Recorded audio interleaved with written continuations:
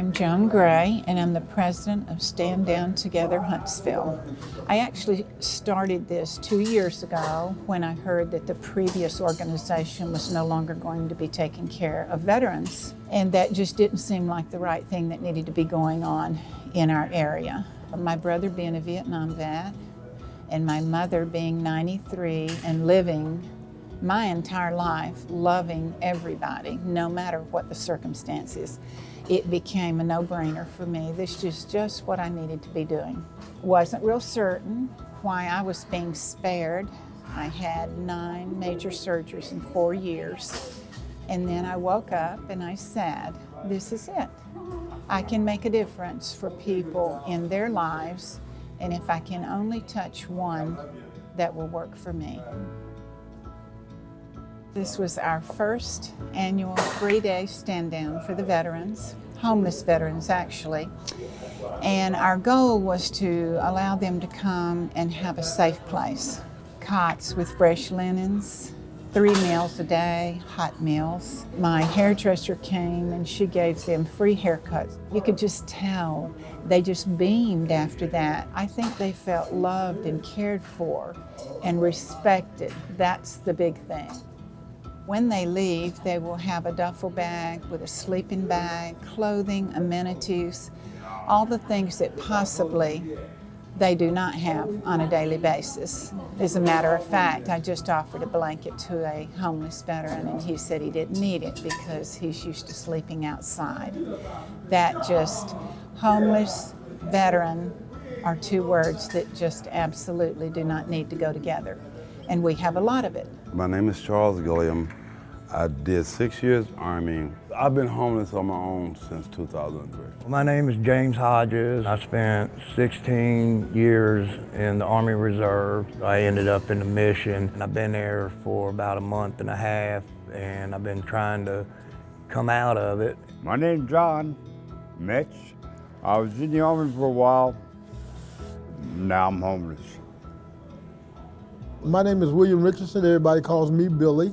I found out about Operation Stand Down in 2012. From Friday to Sunday, all the veterans had everything to do, and they gave them food, and they had live entertainment, and I thought it was great. And then Sunday came, and they gave them some pants and shirts, and I thought that was good. But then they left. And I was wondering what happened. Where are they going? And the lady told me, said they're probably going back where they were, up under the bridges and everything. From that moment on, I thought, it's not right. Nobody should put on a backpack and get a gun and be sent across the waters to fight for our country and then come back home and have nowhere to live. So I started Grateful Recovery then. We house, treat anybody that needs help.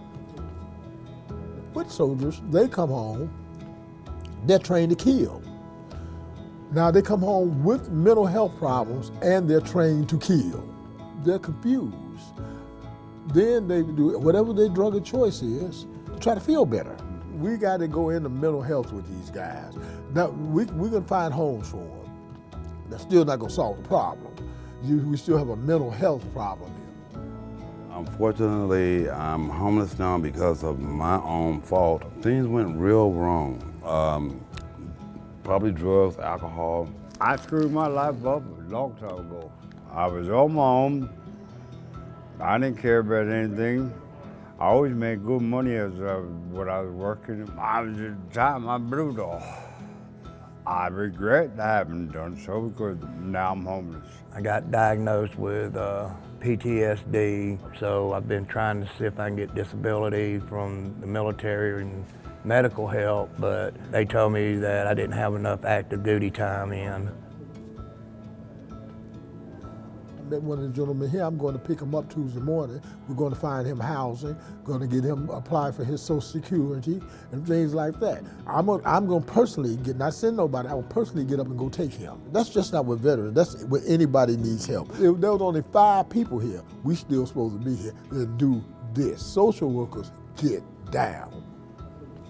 The challenges for this particular event being our first annual event, we ran into a lot of them, probably too many to bother you with. Had we been better off financially, we would have been able to resolve some of those and have given them a better stay.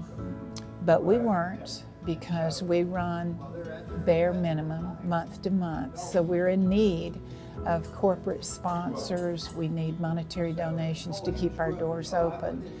4 of us run it. We take no money. 100% of our time is donated. I would like to think that by 2020, we won't be having to pray for a federal grant to make this happen for us, because that was a struggle within itself.